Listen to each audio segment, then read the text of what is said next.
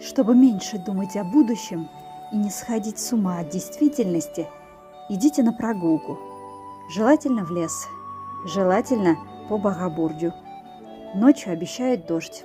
А пока наслаждайтесь. Осень в Капане.